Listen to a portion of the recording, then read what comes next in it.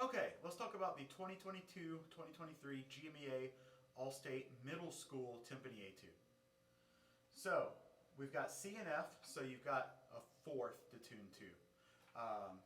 Fairly common interval.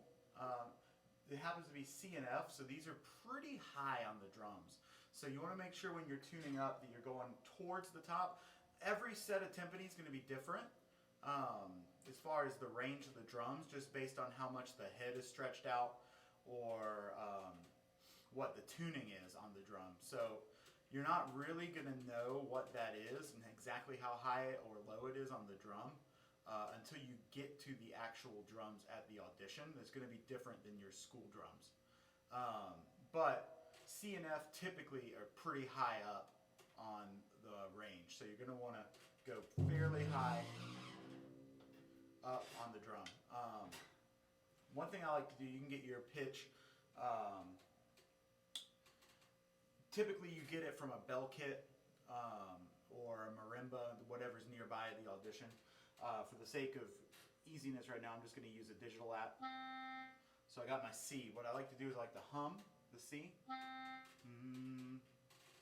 And I'll slightly tap the head and hum into it.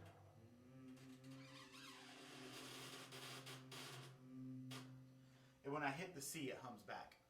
So the drum kind of hums back to you. You just got to make sure you got to practice that and make sure that you are able to match the pitch with your voice, and also make sure that your pitch doesn't waver. Make sure you can keep it consistent even though you're hearing a different starting note.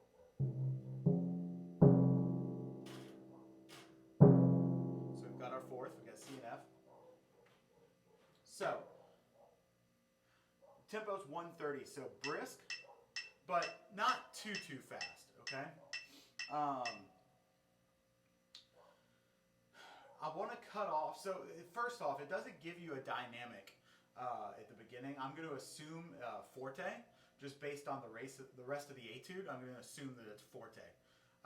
So I'm going to come in nice and strong. I'm going to put a little bit of separation on the dotted quarter roll before the eighth note. I'm going to cut that dotted quarter roll off just a little bit and make it separated, just to give it a little bit of space to make it a little bit more articulate when you come on the end of four. So the first two measures would be something like this.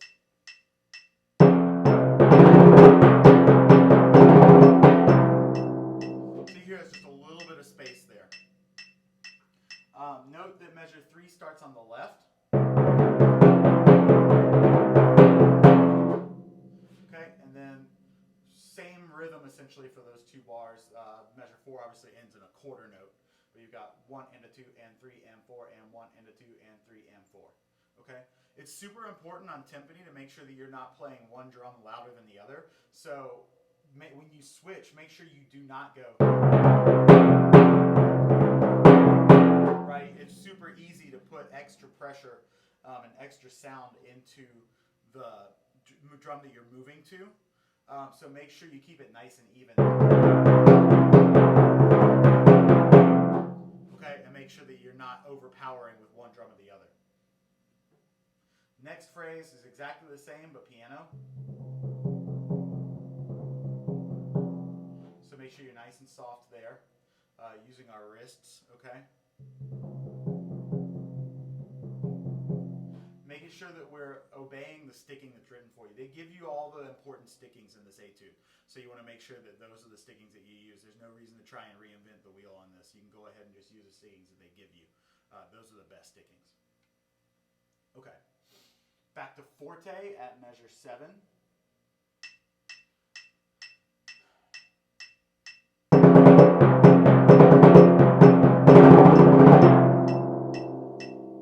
So this one I'm actually going to connect to the downbeat.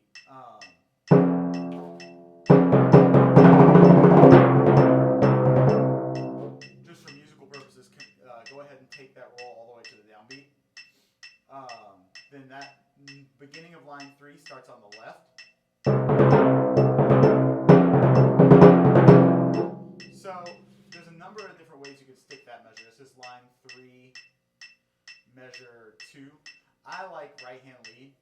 Right, right. So it kind of makes it the same as the end of the measure. You could right, left, right, left, right, left, right, right, left, right if you wanted to. So that'd be right, left, right, left, right, left, right, right, left, right. Or right, right, left, right, right, left, right, right, left, right. Either way is perfectly acceptable there. Whichever one you feel more comfortable with. Here at the third measure of the third line, you want to make sure this is a really easy spot to over accent one of the drums, okay? So you want to make sure that you're playing it nice and even. Okay? Getting the same quality of sound from both. Then when I hit this roll, we're going to assume that we're going to go down to piano. Okay? So you don't want to stay too loud. You want to show that that's a pretty significant dynamic change. Then same thing, just on different drum.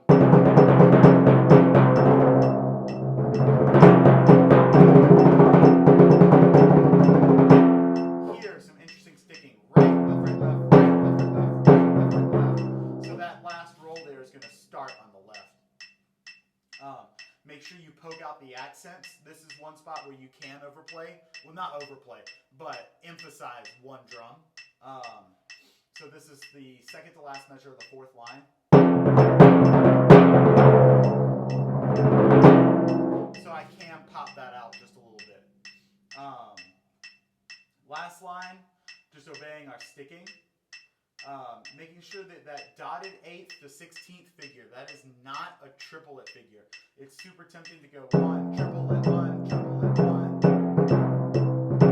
Right, but you want more thinking 16th.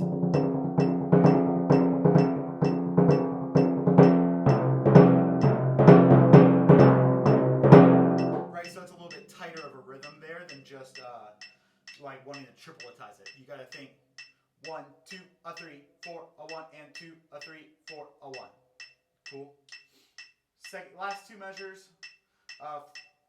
First one here is pretty straightforward. Then you've got house tops, so you want to really lay into those, but still making sure you're acquiring a good quality of sound on the drum. And then I like to mute on beat 4 with the quarter rest there. So the last two bars.